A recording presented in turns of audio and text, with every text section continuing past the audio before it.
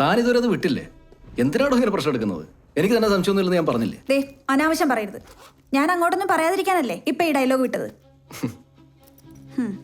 ആ ചിരിയുടെ അർത്ഥം എനിക്ക് മനസ്സിലായി. ഒരു കാര്യത്തിൽ തീരുമാനമായി. നമ്മുടെ പ്രശ്നങ്ങൾ തീർക്കാൻ ഇനി ഫ്രണ്ട്സിന്റെ സൈഡിൽ നിന്ന് ഒരു സഹായവും പ്രതീക്ഷിക്കണ്ട. നമ്മൾ നാറിയത് മാത്രം മിച്ചം. എടോ അത് ദേ, ആരുടെ കാല് പിടിച്ചിട്ടാണെങ്കിലും കുറച്ച് കാശ് ഞാൻ കൊണ്ടുവരും. ആ ഫിദയായിട്ടുള്ള ഏർപ്പാട് തീർത്തേക്കണം. ശരി, സമ്മതിച്ചു. പക്ഷെ താൻ എനിക്കൊരു വാക്ക് തരണം. താൻ ഇനി ഇത് കുത്തി നാറ്റിക്കരുത് കേട്ടോ. ഓ, ഞാനാണല്ലോ നാറ്റിക്കുന്നത്. വേണ്ട, ഞാനൊന്നിനുമില്ല. സിദ്ധാർത്ഥിനെ വിളിച്ചപ്പോ നാട്ടിലെ ഏതൊരു പെണ്ണിന്റെ കഥയൊക്കെ അവൻ എന്നോട് പറഞ്ഞു. നിങ്ങൾ അതും വിശ്വസിച്ചിരുന്നു. തനിക്ക് പറഞ്ഞാൽ മനസ്സിലാവില്ലല്ലോ. എന്താന്ന് വെച്ചാ ഉപ്പ് തിന്നവർ വെള്ളം കുടിക്കും. അപ്പോൾ ഷൈനി സിദ്ധാർത്ഥനെ വിളിച്ചിരുന്നു അല്ലേ? വിളിച്ചിരുന്നു സർ. ശരിക്കുള്ള കാര്യം പറയണം, അല്ലെങ്കിൽ പ്രശ്നം തീരത്തില്ലെന്ന് പറഞ്ഞാൽ വിളിച്ചത്. ഭയങ്കര പാനിക്കായിരുന്നു പുള്ളിക്കാരി. അത് കഴിഞ്ഞു എന്നെ കുറെ വിളിച്ചു, പക്ഷെ ഞാൻ ഫോൺ എടുത്തില്ല. വേറെ ആരെങ്കിലും ഷൈനിയെ വിളിച്ചിരുന്നോ? സർ, എന്നെ വിളിച്ച് സിദ്ധുവിനെ വിളിച്ചിട്ട് ഫോൺ എടുക്കുന്നില്ല, എന്തെങ്കിലും കള്ളം പറയാനുള്ള പരിപാടിയാണെങ്കിൽ നടക്കത്തില്ല എന്ന് പറയാൻ പറഞ്ഞു. മാത്യു ആ സമയത്ത് മുറിയിലുണ്ടായിരുന്നോ? ഉണ്ടായിരുന്നു സർ. ഷൈനിയും ഫിദയും തമ്മിൽ വഴക്കായതുകൊണ്ട് ഞാൻ അവളെ പിടിച്ച് റൂമിലെടുത്തിരിക്കുമായിരുന്നു. സർ, അത് കഴിഞ്ഞിട്ടാണെന്ന് തോന്നുന്നു ഷൈനി എന്നെയും വിളിച്ചിരുന്നു. സിദ്ധുവിനെ വിളിച്ചിട്ട് ഫോൺ എടുക്കുന്നില്ല എന്ന് എന്നോടും പറഞ്ഞു. ഞാനൊന്നും ഷൈനിയെ സപ്പോർട്ട് ചെയ്യുന്നില്ല എന്ന് പറഞ്ഞ് കുറെ കരഞ്ഞായിരുന്നു. ഇങ്ങനത്തെ ഒരു സ്വഭാവമാണെങ്കിൽ ഇതിനു മുമ്പും ഷൈനി നിങ്ങളിൽ പലരുമായും വഴക്കുണ്ടാക്കിയിട്ടുണ്ടാവുമല്ലോ. ഉണ്ട് സർ. ഗ്രൂപ്പിൽ ഷൈനി മൂലം പ്രശ്നം ഇത് ആദ്യമായിട്ടൊന്നുമില്ല. ഷൈനി ബൈപ്പോളറാണെന്ന കാര്യം ഞങ്ങൾ ഇപ്പോഴാണ് അറിഞ്ഞെങ്കിലും പുള്ളിക്കാരത്തേക്ക് എന്തോ പ്രശ്നമുണ്ടെന്ന് ഞങ്ങൾക്ക് എല്ലാവർക്കും സംശയം ഉണ്ടായിരുന്നു. മാത്യു ഇതിനെക്കുറിച്ച് ഒരിക്കലും പറഞ്ഞിട്ടില്ല. പറയാത്തതുകൊണ്ട് ഞങ്ങൾ ആരും ചോദിക്കാനും പോയില്ല. ഈ സൗഹൃദം നിലനിർത്താനായിട്ട് ഗ്രൂപ്പിലെല്ലാവരും ഷൈനുമായിട്ട് അഡ്ജസ്റ്റ് ചെയ്തുകൊണ്ടിരിക്കുകയായിരുന്നു. അതെന്താ, നിങ്ങളായിട്ട് എന്തെങ്കിലും വഴക്കുണ്ടായിട്ടുണ്ടോ? ഇല്ല ഉണ്ട് സർ. സർ. നീ കാര്യം പറ സാർ. ഇവൾക്ക് ഷൈനോട് ഭയങ്കര സിമ്പത്തി ആയിരുന്നു. ഇടയ്ക്ക് കുറേ കാശും കടം കൊടുത്തിരുന്നു. ഞങ്ങളുടെ കയ്യിൽ അങ്ങനെ വലിയ പൈസയൊന്നുമില്ല. അതുകൊണ്ട് തന്നെ 3 മാസം മുന്നേ കൊടുത്ത കാശ് ഞാൻ തിരിച്ചു വെച്ചു. അത് പ്രശ്നമായി. എന്ത് പ്രശ്നം? സാർ, ഇടയ്ക്ക് 1-2 തവണ ഞാൻ തന്നെ കാശ് കൊടുത്തിരുന്നു. കൊടുത്ത കാശ് കിട്ടാതെ ആയപ്പോൾ ഞാൻ ആ പരിപാടി നിർത്തി. നമ്മുടെ പൈസയല്ലേ പോട്ടേന്ന് വയ്ക്കാം, അതുപോലെ അല്ലല്ലോ മറ്റുള്ളവരുടെ കയ്യിൽ നിന്ന് മറിച്ചു കൊടുക്കുന്നത്. മറ്റുള്ളവരുടെ കയ്യിൽ എന്ന് പറഞ്ഞാൽ? ഇവളുടെ ഒരു കലീഗിൻ്റെ കയ്യിൽ നിന്ന് വഴക്കുണ്ടാക്കി ഞാൻ ആ പരിപാടി നിർത്തിച്ചു. അതിനുശേഷം ഷൈനിയുമായിട്ട് നല്ല രസത്തിലായിരുന്നില്ല. സർ, അത് കഴിഞ്ഞ് ഷൈനി ഒത്തിരി പ്രാവശ്യം വന്ന് ക്ഷമയൊക്കെ പറഞ്ഞു. അതൊക്കെ ശരിയാ. പക്ഷെ ആ ഇഷ്യൂവിന് ശേഷം ഞങ്ങൾ ഷൈനിയുമായിട്ട് ചെറിയ ഡിസ്റ്റൻസ് ഇട്ടിരുന്നു. കാരണം ഷൈനി അൺപ്രഡിക്റ്റബിൾ ആണ്. എപ്പോൾ വേണമെങ്കിൽ മാറും.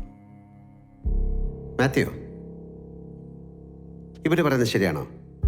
വഴക്കുണ്ടായത് സത്യമാണ് സർ. അവൾക്കിങ്ങനെ ഈ കടം മേടിച്ച് ദൂർത്തടിക്കുന്നൊരു സ്വഭാവം ഉണ്ടായിരുന്നു. അതിൽ എനിക്കൊന്നും ചെയ്യാനില്ല സർ. ഇതൊക്കെ ഈ അസുഖത്തിൻ്റെ ആണെന്നാണ് ഡോക്ടർ പറഞ്ഞത്. ഷൈനിയെ ട്രീറ്റ് ചെയ്യുന്ന ഡോക്ടറുമായി എനിക്കൊന്ന് സംസാരിക്കണം. Sir please. മരിച്ചിട്ടും അവളെങ്ങനെ എല്ലാവരുടെ മുമ്പിൽ? നോ, പബ്ലിക്കായിട്ട് സംസാരിക്കാനില്ല, എനിക്ക് പേഴ്സണലായിട്ട് സംസാരിക്കാനാണ്.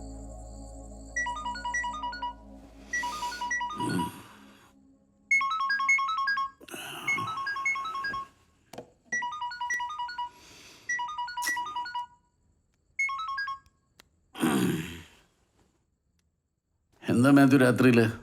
ഡോക്ടർ, ഞാൻ ഫോൺ ഒരാളുടെ കൊടുക്കാം, അദ്ദേഹം പറയും. ആർക്കാ? ഹലോ ഡോക്ടർ, ഞാൻ DYSP Chandrasekhar. Sorry to trouble you. Oh my god, ഇതെപ്പോഴായിരുന്നു? വർഷങ്ങളായിട്ട് ഷൈനി എൻ്റെ പേഷ്യൻ്റാണ്. അവരുടെ സ്ട്രേഞ്ച് ആയിട്ടുള്ള ഈ ബിഹേവിയർ, അത് അവരുടെ അസുഖത്തിൻ്റെ ഭാഗമാണോ അതോ അവരുടെ ക്യാരക്ടറാണോ? ഇത് ഒരു അസുഖം തന്നെയാണ്. She has bipolar affected disorder and it's an episodic illness. അതായത് അസുഖം ഉള്ളപ്പോൾ മാത്രം അതിൻ്റെ ലക്ഷണങ്ങൾ കാണിക്കുകയും അല്ലാത്തപ്പോൾ വളരെ നോർമലായിട്ട് പെരുമാറുകയും ചെയ്യും. ഷൈനിയെ കൂടുതലും ഹൈപ്പോമാനിക് എപ്പിസോഡ്സിലാണ് ഞാൻ കണ്ടിട്ടുള്ളത്. ഈ ഹൈപ്പോമാനിക് ഫേസിൽ വല്ലാത്തൊരു ആത്മവിശ്വാസമാണ് അവൾക്ക്. നിയന്ത്രണം വിട്ടുള്ള ദേഷ്യവും അഗ്രഷനും ഒക്കെ ഉണ്ടാവും.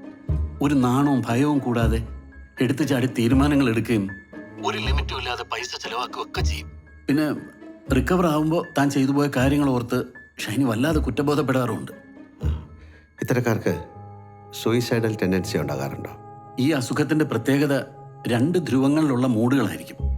മാനിക് എപ്പിസോഡിൽ ഉന്മാദാവസ്ഥയാണെങ്കിൽ ഡിപ്രസീവ് എപ്പിസോഡിൽ വിഷാദമായിരിക്കും. വിഷാദാവസ്ഥയിൽ റിസ്ക് ഓഫ് സൂയിസൈഡ് കൂടുതലാണ്. എന്നാൽ അപൂർവം ചില സന്ദർഭങ്ങളിൽ മാനിക് എപ്പിസോഡ്സിലും ഇമ്പൾസിവിറ്റിയുടെയും മറ്റും ഭാഗമായും സൂയിസൈഡ് ടെൻഡൻസി ഉണ്ടാവാം. Thank you doctor. സർ, ഇത് ആ ബോഡി കിടന്ന സ്പോട്ടിനടുത്ത് നിന്ന് കിട്ടിയതാ. കുപ്പി പൊട്ടിയിട്ടുണ്ട്. ലിക്കർ അധികം പോയിട്ടില്ല. ആ, സർ,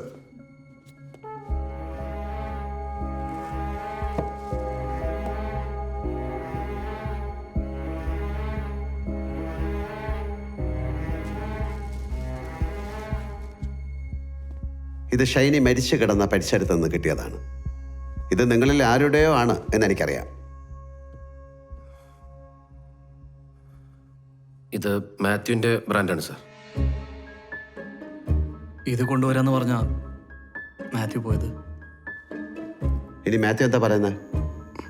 സർ, ഇത് ഞാൻ റൂമിൽ നിന്ന് എടുത്തുകൊണ്ട് വന്ന ബോട്ടിൽ തന്നെ. ഇതുമായി ഞാൻ പൂൾ സൈഡിലെത്തിയപ്പോഴാണ് രണ്ടാമത് മഴ പെയ്തത്.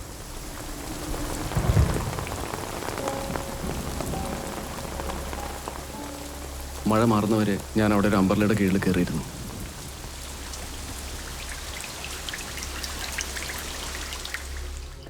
മഴ കഴിഞ്ഞ് ഞാൻ ഹട്ടിലെത്തിയപ്പോൾ സാമിനെ സക്കറെ അവിടെ കണ്ടില്ല. ഞാൻ അവരെ വെയിറ്റ് ചെയ്ത് കുറച്ചേരം അവിടെ ഇരുന്നു. അപ്പോഴാണ്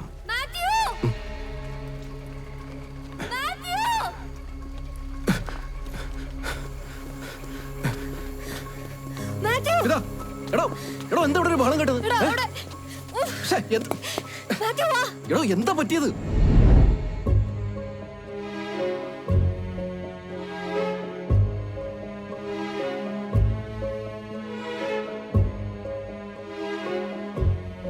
ഇത്രയും സത്യമല്ലേ ഫിദ?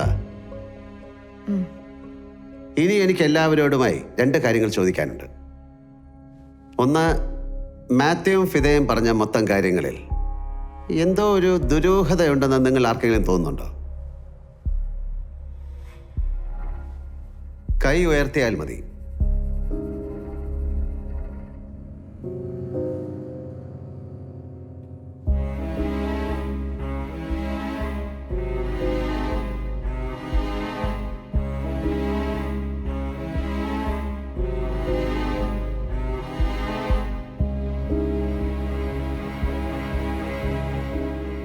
മാത്യു, നിങ്ങൾക്കല്ലാതെ വേറെ ആർക്കാണ് ഇവിടെ ഷൈനിയുമായി തർക്കമുണ്ടായിരുന്നത്? സർ, ഇവനെ കാണാനാണ് ഷൈനി അവിടെ കാത്തിരുന്നത്. ഇവന്റെ കള്ളത്തിനെ അവള് പിടിച്ചു കാണും. ഇവനാണ് എല്ലാത്തിനും കാരണം. ഗൗരിമണി വേണ്ടാനും പറഞ്ഞോണ്ടല്ലോ, ആരൊന്നും ഞാൻ നോക്കത്തില്ല. എന്നാ പോണോ? അവളെ കൊന്നോലെ എന്നെ കൊല്ലും. മാത്യു, നീ എല്ലാവരും വെറുതെ പ്രോബ്ലത്തിലാക്കരുത്. പ്രശ്നം നീയും ഷൈനിയും തമ്മിലാണെന്ന് എല്ലാവർക്കും അറിയാം. ഇല്ല ജിതേഷ്, എല്ലാവരും അങ്ങനെ കരുതുന്നുണ്ടെന്ന് എനിക്ക് തോന്നുന്നില്ല.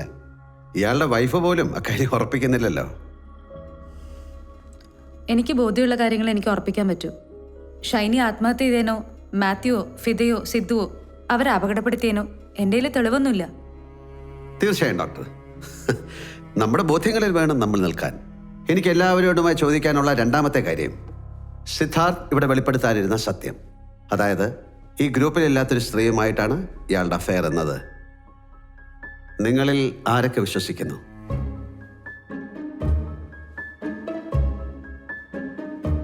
ഓ, ഈ വിഷയത്തിലും ജിതേഷിന്റെ ബോധ്യമല്ല ഡോക്ടറിൻ്റേത്. എന്താ അതിന് കാരണം? ഞാനും ജിതേഷും തമ്മിൽ ഒരു ഒളിവും മറവും ഇല്ലാത്ത ബന്ധമാണ്. എല്ലാ കാര്യങ്ങളും ഷെയർ ചെയ്യാറുണ്ട്. ഗ്രൂപ്പിന് പുറത്തുള്ള ഒരാളായിരുന്നെങ്കിൽ സിദ്ധുവിന് വേണ്ടി ജിതേഷ് തീർച്ചയായിട്ടും എൻ്റെ സഹായം ചോദിച്ചേനെ. ഞാൻ ഹെൽപ്പ് ചെയ്യുന്ന ജിതേഷിനെ അറിയാം. അപ്പോൾ എൻ്റെ മുമ്പിൽ വരാൻ പറ്റാത്ത ഒരാളാണ്.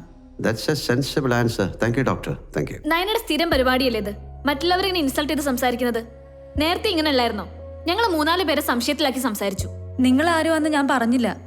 എൻ്റെ മുമ്പിൽ വരാൻ ബുദ്ധിമുട്ടുള്ള ആരോ ആന്നേ ഞാൻ പറഞ്ഞുള്ളൂ. അത് വേണമെങ്കിൽ എനിക്ക് പരിചയമുള്ള വേറെ ഏതെങ്കിലും പെൺകുട്ടി ആയിക്കൂടെ? അങ്ങനെയല്ല നയന പറഞ്ഞത്. ഗ്രൂപ്പിന് പുറത്തുള്ള ആരെങ്കിലും ആയിരുന്നെങ്കിൽ ജിതേഷ് നയനയുടെ ഹെൽപ്പ് ചോദിച്ചേനെ എന്നാണ്. അതിന്റെ അർത്ഥം എന്താ? അങ്ങനെ എല്ലാ കാര്യങ്ങളും നിന്നോട് ഷെയർ ചെയ്യണോ നിർബന്ധമൊന്നുമില്ല. അതൊക്കെ നിന്റെ തോന്നല. ഓ, അങ്ങനെ ഉണ്ടായിരുന്നോ? അതെനിക്ക് അറിയില്ലായിരുന്നു. അങ്ങനെയും കുറച്ച് കാര്യങ്ങളൊക്കെ ഉണ്ട്. നയനയുടെ ഇൻസൾട്ട് സഹിക്കാൻ വയ്യാതെയാ ഷൈനി അവിടെ എഴുന്നേറ്റ് സിദ്ധുവിന്റെ പിറകെ പോയത്. അങ്ങനെ നോക്കിയാ ഈ സംഭവങ്ങൾക്കെല്ലാം കാരണം നയനയുടെ ഇത്തരത്തിലുള്ള സംസാര. ഞാൻ ആരെ ഇൻസൾട്ട് ചെയ്തിട്ടില്ല. ആരുടെ പക്ഷം പിടിച്ച് സംസാരിച്ചിട്ടും ഇല്ല. എന്ത് കാരണം കൊണ്ടായാലും നമ്മുടെ കൂട്ടത്തിൽ ഒരാളാണ് മരിച്ചത്. അതിന്റെ സത്യാവസ്ഥ അറിയണം, അത്രേ ഉള്ളൂ. അതുകൊണ്ട് എൻ്റെ അഭിപ്രായം പറഞ്ഞപ്പോൾ ഞാൻ ജിതേഷിനെ പോലും കൺസിഡർ ചെയ്യാഞ്ഞ്